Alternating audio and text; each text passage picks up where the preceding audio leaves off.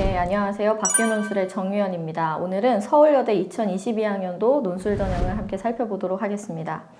먼저 이제 수시 전형별 모집 인원을 살펴보겠습니다. 다른 대학과 마찬가지로 이제 60% 정도의 비중으로 1,600여 명 규모를 수시에서 선발하고 있습니다.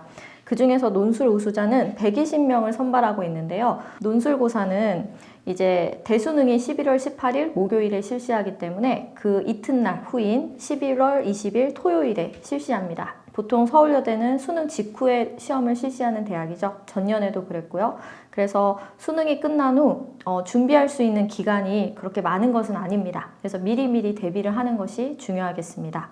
그 다음에 이제 모집 인원을 보시면 120명 규모를 이제 학과별로 살펴보면은 한 자릿수로 모집 인원을 선발하고 있어요. 그래서 적게는 인문대 같은 경우는 적게는 4명, 많게는 6명 정도로 모집 인원이 좀 적은 편이에요.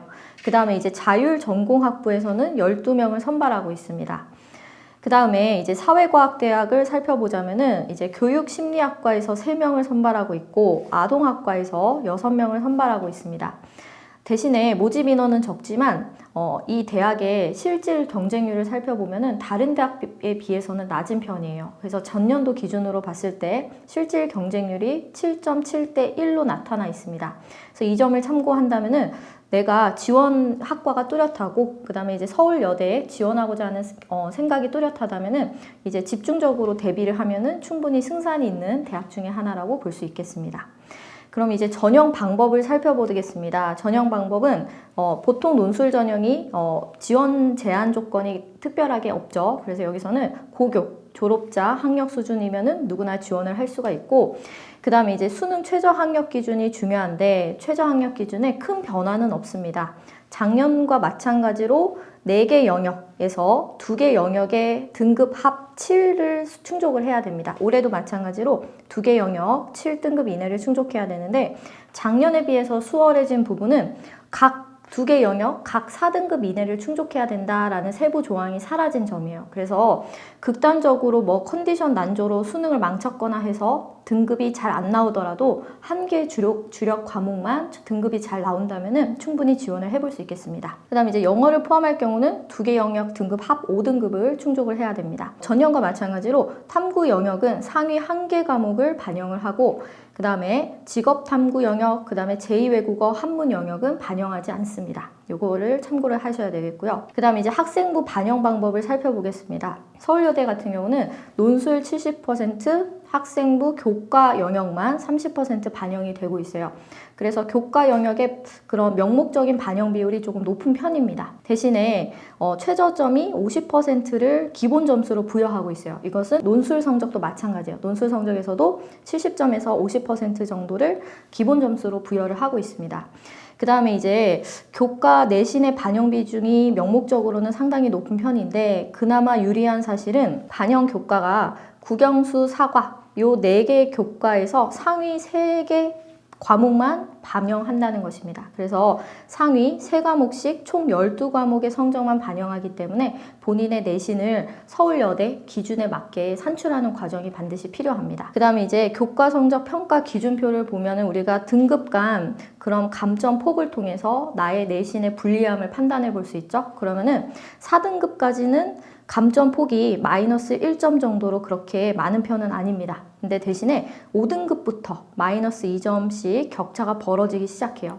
그 다음에 서울여대 그 입결 자료를 보면은 합격자의 내신 평균 등급이 3.8등급으로 조사가 되었어요. 그러니까 대부분의 합격자가 3등급 후반 그리고 4등급 초반에 분포가 되어 있고 평균이 3.8점 정도입니다. 그래서 5등급까지도 지원을 해볼 수가 있고 5등급 미만 그리고 6등급 미만의 경우에는 좀 감점을 감수해야 된다라는 사실이 있습니다. 그 다음에 이제 자세하게 학생부 반영 방법을 살펴보겠습니다. 아까 살펴봤듯이 상위 3과목씩 총 12과목 성적을 반영하기 때문에 그 다음에 이제 석차 등급이 표기되지 않는 과목 등은 반영되지 않습니다. 그래서 그런 부분들은 비교 내신으로 산출이 되고 있어요. 교과 성적 산출이 불가하거나 검정고시 출신 지원자의 경우에는 비교 내신이 적용되고 그 논술 점수에 대응하는 비교 내신 점수를 부여받게 됩니다. 이 표를 참고하시면 되겠습니다. 그럼 이제 작년 입결 자료를 한번 살펴보도록 하겠습니다. 2020학년과 2021학년도 입결 자료가 나와 있는데요. 그 과별로 내신 평균을 보시면은 3등급 중후반대. 그래서 적게는 여기서 가장 내신 평균 등급이 높은 경우는 3.6등급이 있었고, 그 다음에 낮게는 4.2등급으로 분포가 되어 있습니다. 그래서 평균은 3.8등급으로 나타나 있고요. 그 다음에 이제 경쟁률을 보시면 명목상 경쟁률이 이렇게 20대 1 수준으로 나타나 있어요. 평균적으로 산출을 하면은 21.8대 1로 조사가 되고 있고, 수능 최저 기준을 통과한 학생을 대상으로 한 실질 경쟁률은 7.7대 1로 나타나 있습니다. 그래서 절반 수준으로 이제 경쟁률이 하락하고 있기 때문에 충분히 이제 지원해 볼 만한 대학이다라고 볼 수 있겠습니다. 그 다음에 이제 논술고사에 대해서 살펴보도록 하겠습니다. 논술고사 유형은 일단 시간이 이제 1시간 반 정도 90분 내에 두 문항을 푸는 구조로 출제가 됩니다. 그래서 서울여대의 특징, 공통적인 특징이 있다면은 문학, 비문학 이런 다양한 제시문이 출제됨과 동시에 도표나 통계 자료에 대한 문해력까지, 해석력까지 강조한다는 사실입니다. 그래서 자료 해석 능력을 강조한다라는 것을 알 수가 있고요. 그 다음에 이제 원고지 형식을 살펴보면은 유선지 형식으로 제공이 되며 필기구까지 한번 살펴보면은 필기구는 검정색 펜 또는 파란색 펜이 허용이 되고, 특이한 부분은 연필이나 샤프가 허용이 되지 않습니다. 그래서 이 부분을 주의를 하셔야 됩니다. 그럼 이제 작년 기출문제를 통해서 논술 유형에 대해서 살펴보겠습니다. 그래서 이제 작년에는 오전, 정오, 오후 이렇게 세 시간대로 나눠서 출제가 되었는데요. 두 문항은 각각의 소문항 2개로 나뉘어서 출제가 됩니다. 그래서 분량 제한은 없으나 시간의 제한을 고려한다면은 문항당 800자 정도로 작성을 하는 것이 좋습니다. 소문항당 400자 내외로 작성하는 것이 적당해 보입니다. 유형을 살펴보면은 주로 이처럼 문제를 기술하고 그 방안을 제시문에 근거해서 논술해라. 그러니까 실질적으로는 요약형 그리고 대안추론형이 이제 출제가 되고 있습니다. 요약, 그 다음에 추론형이 출제가 되고 있고요.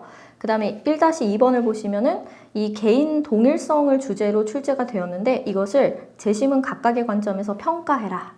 그래서 이제 고정적이진 않으나, 유형이 고정적이지는 않으나 요약, 비교, 그리고 설명, 비판, 유형이 자주 출제가 됨을 알 수가 있습니다.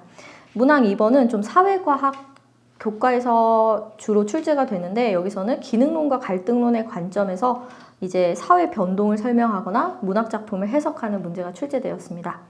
이러한 경향이 정오나 오후 문제에서도 크게 달라지지는 않습니다. 정오 문제를 보시면은 이제 사랑을 주제로 요약형, 평가형이 출제가 되었고, 이번에서는 국가의 역할에 대해서 자료 해석 문제가 강조가 되었어요. 그래서 통계나 그래프 자료 해석을 강조하는 문항이었다. 오후 문항 역시 이제 생명을 대하는 태도를 중심으로 문학 작품을 해석하고 비판하는 문제가 출제되었고, 이번에서는 이런 사회 문제에 대한 도표와 그래프 해석 문제가 출제가 되었습니다.